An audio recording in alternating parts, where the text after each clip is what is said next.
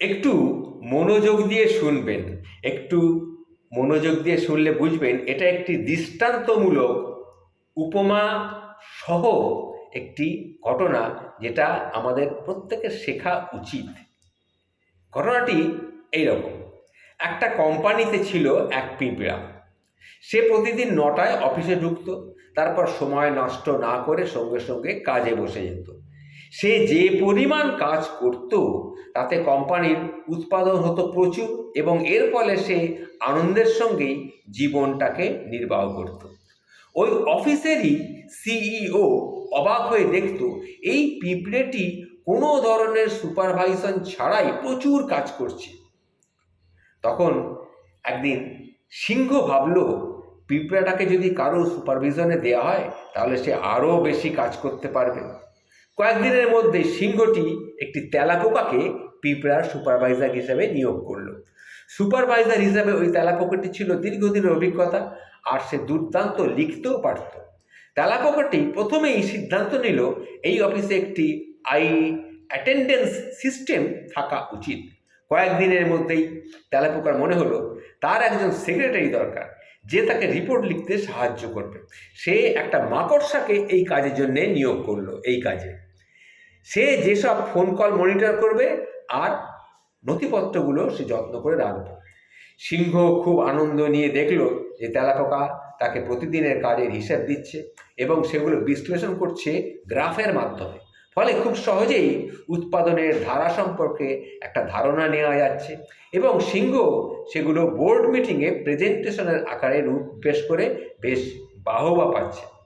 কিছুদিনের মধ্যেই তেলাপোকার একটি কম্পিউটার এবং লেজার প্রিন্টারের প্রয়োজন হলো, এবং এগুলো দেখভালের জন্য আইটি ডিপার্টমেন্ট গঠন করলো।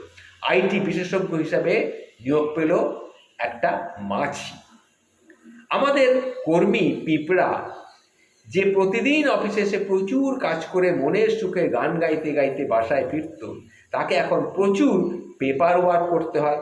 সপ্তাহে 4 দিনই নানা মিটিংয়ে তাকে হাজিরা থাকতে হয়।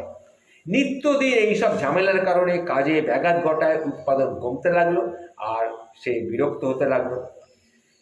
সিংহ সিদ্ধান্ত নিল পিঁপড়া যে বিভাগে কাজ করে সেটাকে একটা আলাদা ডিপার্টমেন্ট ঘোষণা করে সেটার একজন ডিপার্টমেন্ট প্রধান নিয়োগ করে দেওয়ার এটাই হচ্ছে উপযুক্ত সময়। সিংহ ঝিঝি পোকাকে সেই ডিপার্টমেন্টের প্রধান হিসেবে নিয়োগ করলো। ঝিঝি পোকা প্রতিদিন এসেই তার রুমের জন্য একটা আরামদায়ক কার্পেট এবং চেয়ারের অর্ডার করে দিল। কয়েকদিনের মধ্যে অফিসের জন্যে একটা প্ল্যান তৈরি করলো। ঝিঝি পোকার একটি কম্পিউটার এবং ব্যক্তিগত সহকারী প্রয়োজন হলো। কম্পিউটার নতুন কেনা হলেও ব্যক্তিগত সহকারী হিসেবে ঝিঝি পোকা নিয়োগ করলো তার পুরনো অফিসের একজনকে। পিঁপড়া যেখানে কাজ করে সেখানে আগে ছিল চমৎকার একটা পরিবেশ। এখন সেখানে কেউ কথা বলে না, কেউ হাসে না, সবাই খুব মনমরা হয়ে কাজ করে। ঝিঝি পোকা পরিস্থিতির উন্নয়নে সিংহকে বোঝালো অফিসের কাজের পরিবেশ শীর্ষক একটি স্টাডি খুব দরকার হয়ে পড়েছে।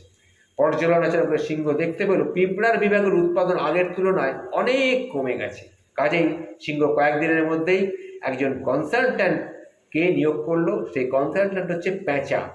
তাকে নিয়োগ করা হলো। তাকে অডিট রিপোর্ট এবং উৎপাদন কী করে বাড়ানো যায় সে ব্যাপারে একটা রিপোর্ট দিতে বলা হলো।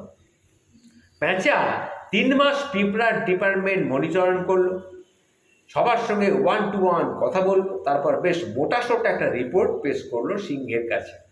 এই রিপোর্টের সারমর্ম হলো এই যে এই অফিসে প্রয়োজনের তুলনায় কর্মী বেশি, কর্মী ছাঁটাই করা বিশেষ প্রয়োজন।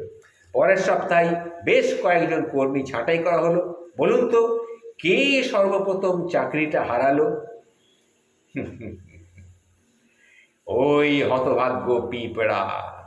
কারণ প্যাঁচার রিপোর্টে লেখা ছিল এই কর্মীর মোটিভেশনের ব্যাপক অভাব রয়েছে এবং সর্বদাই নেতিবাচক আচরণ করছে, যা অফিসের কর্মপরিবেশ নষ্ট করছে। এটা হচ্ছে একটি রূপকধর্মী কথা, কিন্তু বাস্তবধর্মী অত্যন্ত প্রয়োজনীয় কথা, এটা মনে রাখবেন।